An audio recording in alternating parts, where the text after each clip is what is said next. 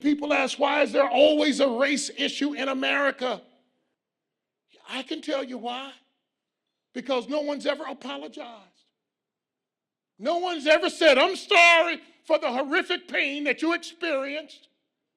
They've never done it in our history in this country. And I just want to suggest to you, when we're talking about relationships and we're talking about really rebuilding relationships, wouldn't it be beautiful if leaders would stand up and say to our Gen Zs, we had you arrested, and we know that had to be traumatizing, and we're sorry.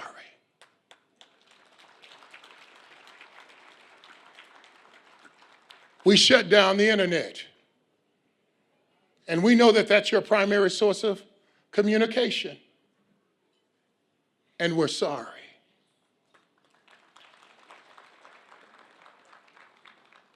Now we want to bring you to the table so that you can have a voice, because you're no longer a child. You're an adult. And we want to begin to say, how do we begin to treat you like an adult? Friends, our neighbors from Tanzania, if we have wronged you in any way, forgive us. Our friends from Uganda, if there is anything that Kenyans have done that's not right, we want to apologize if there is anything. To our children, if there is any misstep, we apologize. To our neighbors, if there is any misstep that we have done, you know, we want to build the relationship that will make our country great and will take us forward. And to each and every one of us, you know, I know today God in his own way has made it possible for us to build the bridges between our political parties.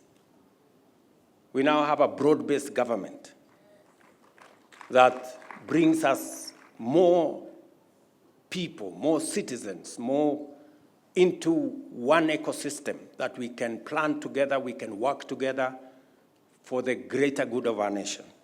Your Excellency, therefore, as much as we agree with the need for us to reconcile and build relationship with our children, we respectively request our children also to realize that there is a role we can play, not necessarily in terms of science and all the beautiful things they know from the internet, but a few tips here and there that could make their otherwise powerful lives even more powerful going forward.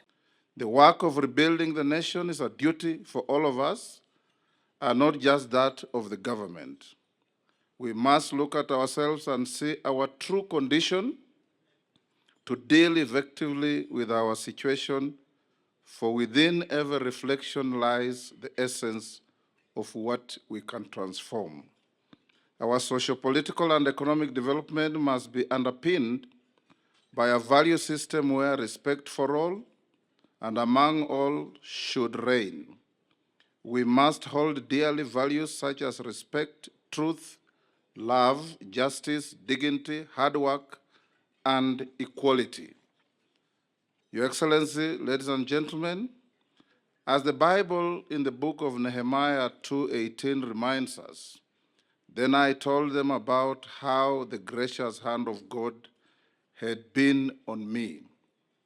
They replied at once, yes, let's rise up and build. So they began this good work. Today, the gracious hand of God is on us. Let us rise up and build our nation.